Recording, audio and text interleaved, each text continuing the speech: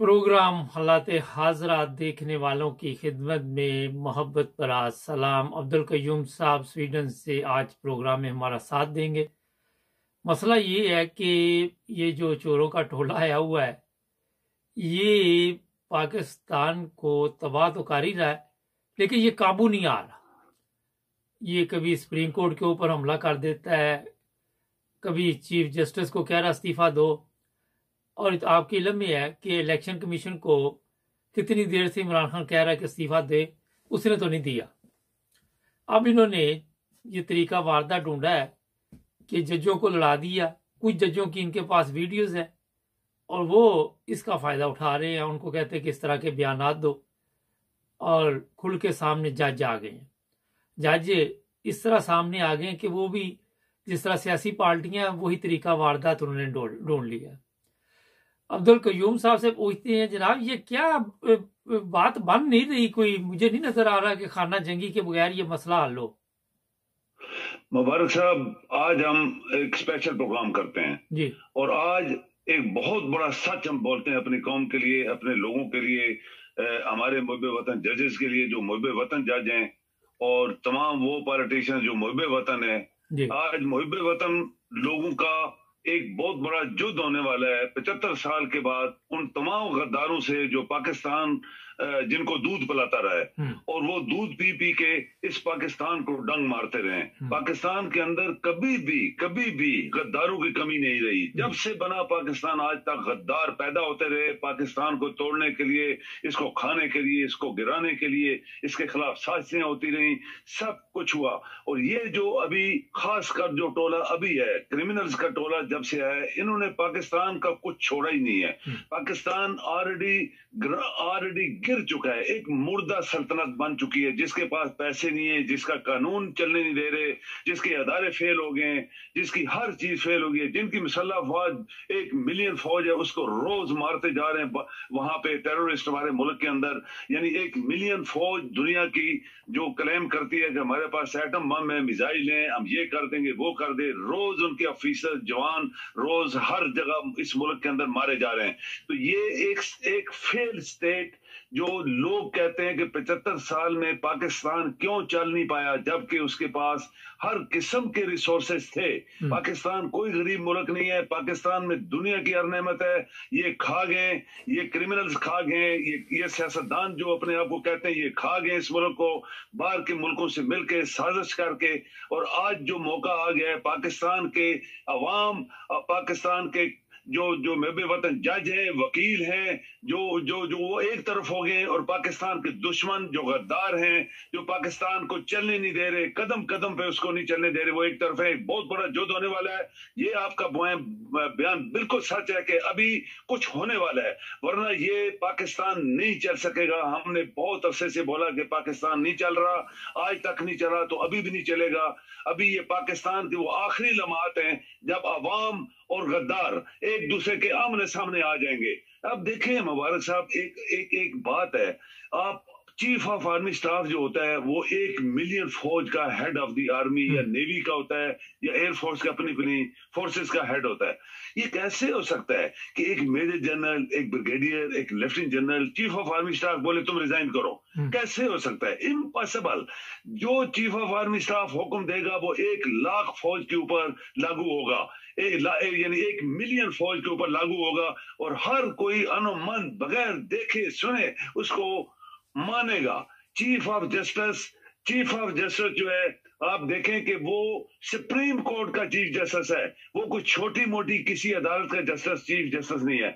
उसका हुक्म इस सुप्रीम कोर्ट के अंदर गद्दार सुप्रीम जजेस आ गए, वो गद्दार लोग वो अंदर पहुंच चुके हैं सुप्रीम कोर्ट के भी। और इसका मतलब साफ जाहिर है कि पाकिस्तान को किसी न किसी तरीके से गिरा दिया जाए। आज कानूनी तौर पर पाकिस्तान को गिराने के लिए ये गद्दार लोग जो पाकिस्तान का दूध पीते रहे, जो पाकिस्तान की तनख्वाहें लेते रहे, जो पाकिस्तान की गाड़ियां इस्तेमाल करते रहे, बंगले कोठियां याशें करते रहे, आज वो चीफ जस्टिस को आंखें दिखा रहे हैं। ये कितनी बड़ी गद्दारी है इस पाकिस्तान के अंदर, अभी शुरू हो गई है। और ये किसने करवाई है? ये क्रिमिनल्स जो हमारे ऊपर बैठे हुए हैं, یہ پاکستان کے دشمن ہیں. پاکستانی عوام کو سمجھ آ جانی چاہیے کہ جب تک ان کو نہیں پکڑو گے، ان کی جائیدادیں ضبط نہیں کرو گے، ان کو پھانسی نہیں دو گے، تو پاکستان تم لوگوں کا نہیں چلنے والا. یہ ایک لمحہ آ چکا ہے جہاں ہم نے ڈیسائیڈ کرنا ہے، پاکستان کے لوگوں نے ڈیسائیڈ کرنا ہے کہ کیا چیف جسٹس ریزائن دے گا، یا جب ہم کہتے تھے الیکشن کمشنر ریزائن کرے، سارے سیاستدان نے وہ تو ٹس سے مس نہیں ہوا. اور 90 ڈیز قانون کے اوپر چیف جسٹس نے فیصلہ دیا ہے.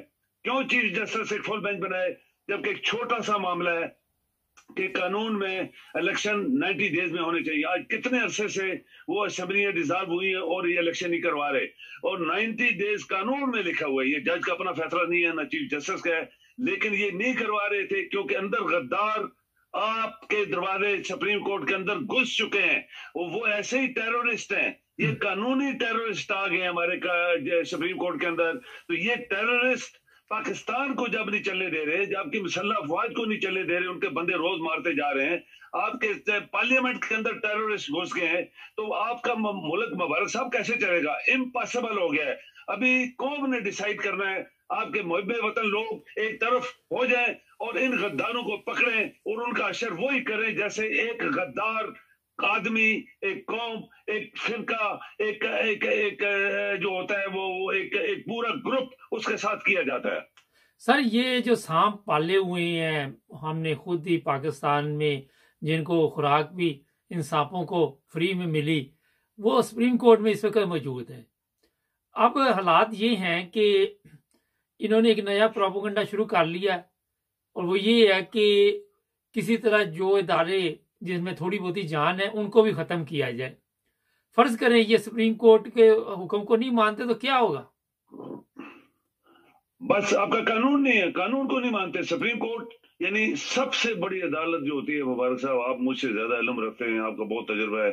ابھی جب سب سے بڑی قانونی عدالت کا سربراہ، جیسے میں نے آپ کو مثال دی کہ چیف آف آرمی اسٹاف یا چیف آف نیول اسٹاف یا اس کا کوئی جنرل اٹھ کے بولے تم ریزائن کرو، تو اس کا کیا اشر ہوتا ہے وہاں ڈیفنس کے اندر، ان کا اشر کیا، تو اسی وقت اس کو ریسٹ کر لیتے ہیں.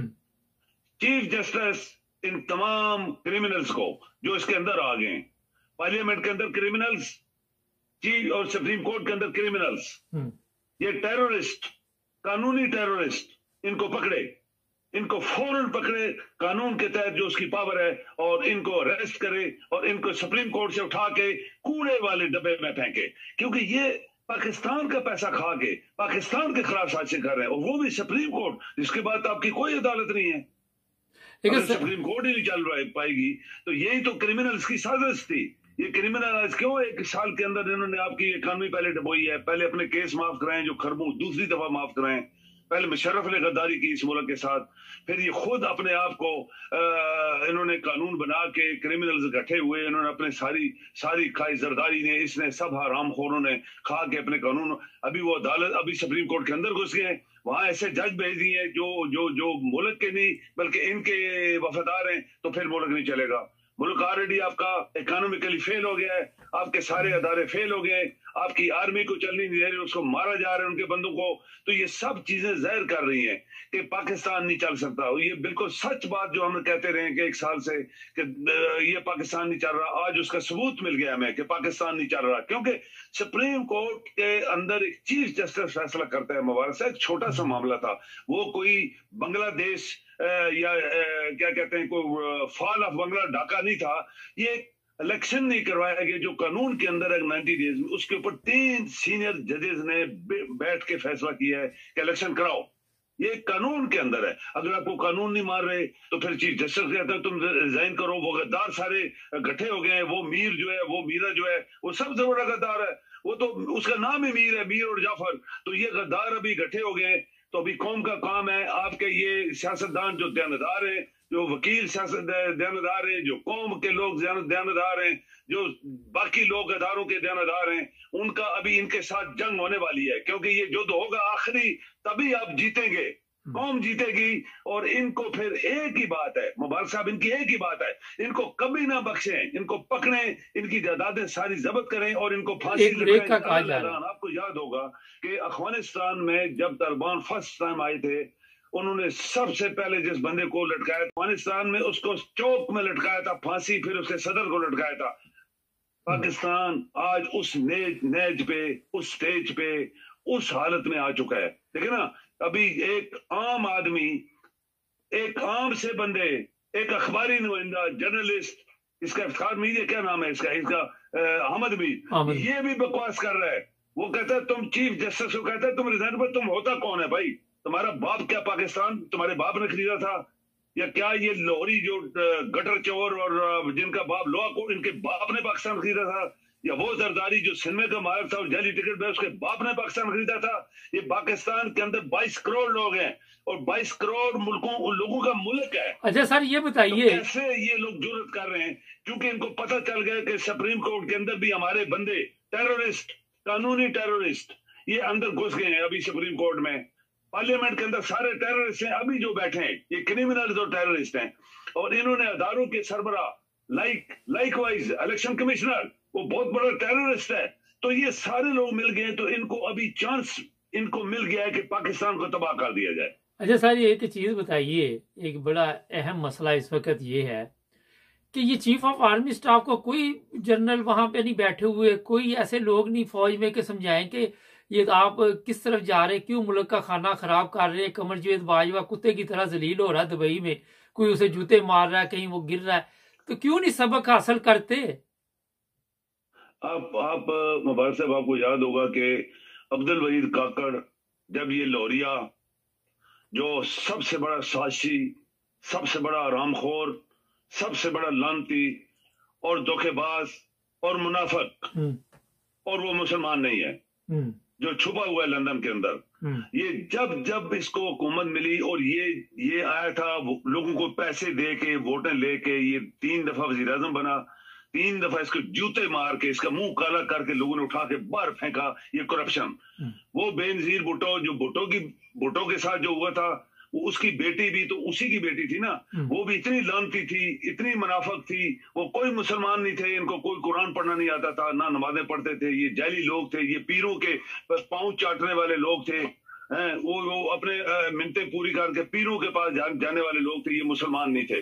تو یہ لوگ آئے حکومت میں، ان لوگوں نے 50 سال پاکستان کا بیڑا غرق کیا. اچھا سر لوگوں نے یہ بتائیے، پھر یہ ٹائم کم ہے، میں مختصر سوالات ذرا جواب دیجیے سر.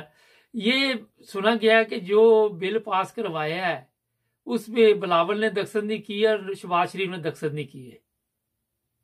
آپ دیکھیں کہ یہ کتنی بڑی سازش ہے. آپ یہاں سے مبارک صاحب دیکھیں یہ کتنی بڑی سازش ہے کہ جتنے ان کے وزیر تھے، یہ خود شہباز لوریا اور ٹھگ مداری اور زرداری ڈاکو اور اس کا بیٹا کٹا جس کو کہتے ہیں، وہ آج کل لوگ اس کو کٹا کہتے ہیں، 2 ٹن کا کٹا، وہ کٹے، یہ سارے اپنے نام انہوں نے نہیں کیے، عام بندوں سے. یہ جو عام للو پھجو قسم کے ایم این اے تھے بھی نہیں، کہ کچھ لوگ کہتے ہیں ایم این اے ہے ہی نہیں، جن کے سائن ہے وہ تو ایم این اے بھی نہیں ہے. یہ جعلی سائن کر کے اتنی بڑی سازش سپریم کورٹ اور اس کے چیف جسٹس کے خلاف، جو کہ ایک باپ ہوتا ہے پورے پاکستان کے قانون کا، چیف جسٹس سپریم کورٹ، تو اس کو اپنا باپ لوگ مانتے ہیں کہ فادر آف دی آئین، وہ اس کو.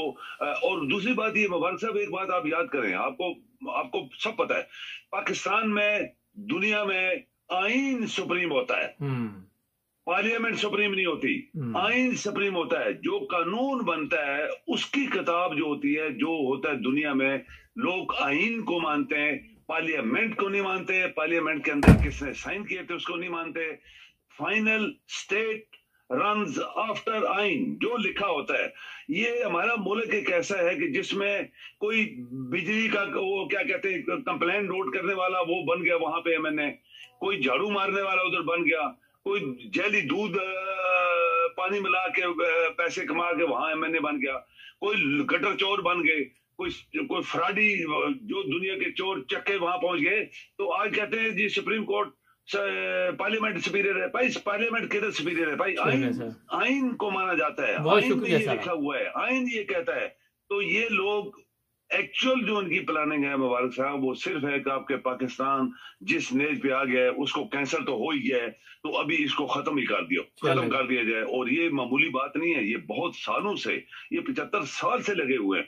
اور آج میں آپ کو بتاؤں کہ عبد الوحید کاکڑ نے اس زمانے میں جب یہ لوریا، یہ گنجے، اس کو دو کہتے تھے، دو گنجے بھائی، یہ ان کا اخباروں میں لکھا جاتا تھا دو گنجے بھائی، یہ دو گنجوں نے سازش کر کے جب عبد الوحید کاکڑ اور یہ صدر جو تھا وہ اس وقت جو صدر تھا اس کا نام مجھے فوراً نکل گیا ذہن سے، اس نے اس کو بولا تھا یہ تم سڑکیں نہیں بنا سکتا، پاکستان کا پیسہ، غریبوں کا پیسہ تم بلینز دے کے سڑکیں بنوائے گا تو پاکستان کے لوگ تو بھوکے مریں گے، ڈیفینس پہ خرچ کرنے، اندر خرچ کرنے، سب کچھ، تو یہ تم نے غلام اسحاق خان صدر جو تھا، تو عبد الوحید کاکڑ نے پھر ان کی لڑائی جو تھی، وہ چیف آف آرمی سٹاف تھا اس زمانے کا، ایک محب وطن چیف آف آرمی سٹاف تھا، اس نے صدر کو بولا اور اس گنجے کو بولا کہ ریزائن کرو، دونوں ریزائن کرو، پاکستان برداشت نہیں کر سکتا کہ اس ملک کے اندر لڑائی ہو جائے دو بڑے عہدوں میں، تو اس نے اس گنجے کو ریزائن کروایا، صدر کو بولا تم ریزائن کرو، گھر چلے جاؤ، یہ بھی گھر چلا گیا، پھر اس نے الیکشن کروائے، اور اس میں تیسری پارٹی وہ بے نظیر منافق قسم کی عورت تھی، وہ لانتی عورت تھی، وہ آ گئی، اس نے کرپشن شروع کر دی، اس کا جو خامد تھا وہ ساری دنیا میں 10% مشہور ہے، تو پھر اس کے بعد پھر انہوں نے پیسے لوگوں کو دے دو کے جناب، پھر یہ آگے، پھر وہ آگی، پھر یہ آگے، پھر وہ آگے، بہت شکریہ سر، تین انہوں نے باریاں لگائیں، پاکستان کو نچوڑ کے رکھ دیا، آج جو پاکستان کہتے ہیں کہ گھٹنوں پہ کرال کر رہا ہے تو یہ انہی کی وجہ سے ہوا ہے، اور انہوں نے اپنے جج سپریم کورٹ میں عدالتوں میں گھسیڑے، انہوں نے پارلیمنٹ میں گھسیڑے، انہوں نے الیکشن کمیشن میں گھسیڑے، اور انہوں نے اور بڑے بڑے عہدے دیے لوگوں کو، انہوں نے پولیس میں گھسیڑے، انہوں نے FIA میں گھسیڑے، تاکہ ہمارے کیس جو ہیں وہ جہاں ہم جائیں جیتے جائیں اور پاکستان جو ہے اور وہ ڈوبتا جائے۔ آج اس حالت میں اگر چیف آف آرمی سٹاف، یہ جو نیا چیف آف آرمی سٹاف بنے، ہمیں بہت ایکسپیکٹیشن تھی، وہ چیف آف آرمی سٹاف ہے، بڑے معزز ایک ہوتا ہے، ایک عہدہ ہوتا ہے، اگر ان کو اس پاکستان کی فکر ہے تو یہ وہی کام کرے جو عبد الوحید کاکڑ نے کیا تھا، کہ ان کو فوراً ریزائن کروائے، امیڈیٹلی ریزائن کروائے اور نئے الیکشن کرائے جو آئین کے تحت آلریڈی بنتے ہیں، اور سپریم کورٹ اس کی فیور کر رہی ہے، سپریم کورٹ نے بھی حکم دیا ہے۔ یہ ہوتا ہے محب وطن لوگوں کے ایکشنز جو ہمارے پاس ریکارڈ ہے، ورنہ مبارک صاحب آپ کا پاکستان آلریڈی کرال کر رہا ہے۔ ٹھیک ہے سر ٹائم ختم ہو گیا، بہت شکریہ آپ کا جی، تھینک یو۔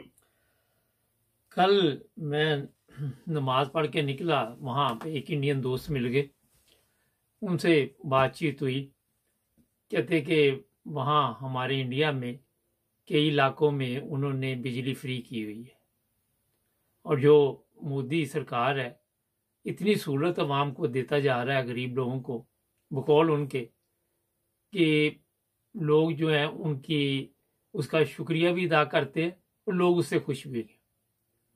مجھے اس کا مکمل تو انکوائری نہیں پتا، لیکن بقول ان کے کہ ملک کے لیے بڑا کام کیا جا رہا ہے، ہماری طرف دیکھ لو کیا ہو رہا ہے۔ ہمارے چینل کو سبسکرائب کریں، جڑے رہیں ہمارے ساتھ۔